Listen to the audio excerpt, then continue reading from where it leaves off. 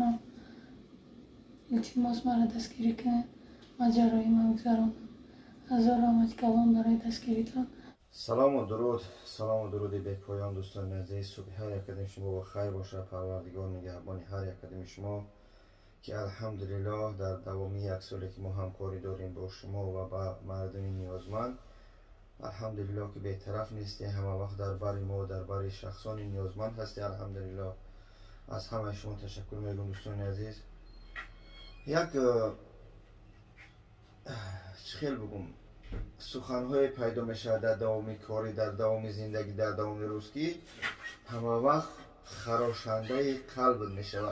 مقصد همون موتیواسیون، همون خیرخواهی که بسیار میخواهی از بعض برادران و خواهرانی که مقصد خیلی نمیدونم الله اعلم دلشو غیج هسته یا که پیشروی جامعه را نمیخواهند، همه وقت یک کتک یک کلتک میزنن که تا که در راهی که خدا رفته سودی، در راه خیر رفته سودی، باید از همجد مقصد روشنی که کشده یا که میگن ترمز کرده پیش نروی. نه که الحمدلله همه اینها میگن که پس سر، هم از اینها پس سر به کدوم خاطر؟ برای که در راه خدا اگر میخواهی روی و شما همه وقت مقصد همه طرفه یک کتک، یک مقصد مانعه، یک سنگی که در راه همه وقت پیدا میشه. به اون خاطر راه خدا آسان است، راه خدا مقصد همه وقت حرکت میکنی که روی، اما یا مشکلی میشنه که انشالله همه یا را ما پس سر میکنیم. گفتنی از اینها چی بود برادر عزیز که همین یوتیوبی که ما داریم، کانال های اینستاگرام و تیک توک چیزی که ما داریم، اینا هم از موقتی هستند. ببینید که مثلا چقدر بزرگایی که از دنیا گذشتن، پیغمبرها از دنیا گذشتن. یعنی از این چی ما گفتنی هستیم که این دنیا همش یعنی که موقتی است. این دنیا همیشه پایدار نمیمونه. در این دنیا هیچ کس صاحب ملک و مقصد نگاهبان این دنیا نمیمونه. نگاهبان این دنیا کی هست؟ تنها خالق یکتا و پروردگار عزیز هست که انشاءالله هر یک کدیم را آفریده بر یک امتحان و هر یک کدیم را انشاءالله به سوی او مقصد باز میگردیم. از این یک قصه مقصد یادم آمد. یک بگیم اروپایی، بگیم یک امریکانس، یک شخصی خیلی با دولت که در دنیا همه چیز داشت، همه بایگری داشت. روز سوالش میتونن که خوشبختی را در چی میبینی؟ میگه خوشبختی وقتی که من خواستم بدانم، خیال کردم که خوشبختی این در پول است، در مال است. دویدم مقصد تمام پول دنیا را جمع آوردم، دیدم که قلبی من یگان خوشبختی نمیبینند. ببینم که مقصد یگان خرسنده در قلب چیزی نمیرسه. همه وقت زیق، همه وقت مقصد طرف دل یک سیاهی هست.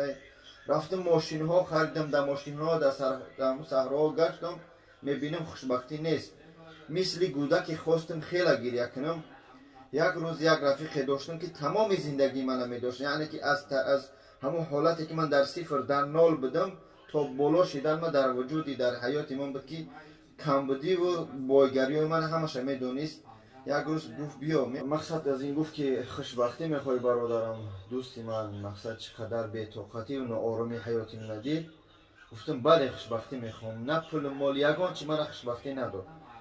روز از دستم گرفت یک صغیره خانه، یک یتیم خانه که مردمی که همجا میرفتن بسیار خیر میکردن. من از دور نظارت میکردم، اما درون اونجا من وجود نداشت، یعنی که هیچگاه من در اونجا ندر اومده بودم. وقتی که گفت همونجا خیر رفته است، رو خیر کن، گفتم که من اینقدر سوم گیر رو من وقت ندارم. گفت نه تو خودت میروی به دست خودت میدی. وقتی که من رفتم به همون در صغیره خانه، مقصد هر یک لباس خریدیم، چی میده چیده خریدیم. وقتی که من هدیه میکردم هر قاطی که همون کاستوم و مقصد لباسه و فوتبالکا و چیزی که من خیر میکردم به همون گودک ها دستشو میدادم، گودک دوید یک پای منم سخت محکم کپید. گفتم مقصد من سر بودی که باید من برم خرید. یک سرش مقصد دستمال کردم، سیله کردم. گفت نه بیا یک بار من روی رخساره مقصد ترا ببینم. گفتم برای چی؟ گفت روز قیامت وقتی روز محشر، روز پیش پروردگار راست میشیم، من یتیم، من صغیره را وقتی که پرسان میکنن در دنیا با تو کی کرد چی کرد، من همین رخساره ترا ببینم، روی ترا ببینم، پیش پروردگار بگم که های همون شخص مقصد به من خیر کرد، پروردگار را گناهی آن شخص را مقصد عفو بکن.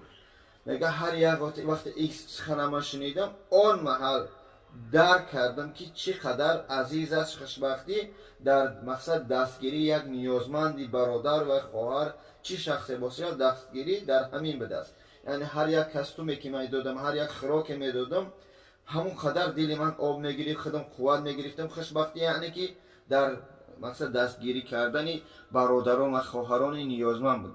و همون خاطر دوستان عزیز همه این موقتیه استوری یوتیوب میکنی استوری مقصد ایما و واتساپ چیزی میکنی ایو موقتیان من خیر کردم وقتی تو میگیری همون خیری من در استوریات میمونی یعنی که چی قدری که در نامه اعمال من مینویسه خیر جاریه بدون که در نامه اعمال تو یعنی که همون قدر نوشته میشه با کدام خاطر با خاطری که تو کاری خیره گرفتی با پهن کردی تو فکر نکنی که تو 10 کس 20 کس تماشا میکنه با اون خاطر در همین کارهایی که خیر میبینید چی استوریایی هستن نه از من چی برادر و خواهرای بسیاری هستن که در این راه خیر الحمدلله همه وقت حرکت میکنن چی سایت هایی هستن که به حد حرکت میکنن بتونه استوری که هیچ کم نداره استوری مردم رو تماشا میکنه بگذارشون برام تماشا کنن زمانه اصل 21 زمانه تکنولوژی یعنی که حاضر خیر همه خیرش در کمک کردن با یک برادر مهاجر با یک خواهر نیازمند همچنان شده با اون خاطر دوستان عزیز همه وقت حرکت کنید در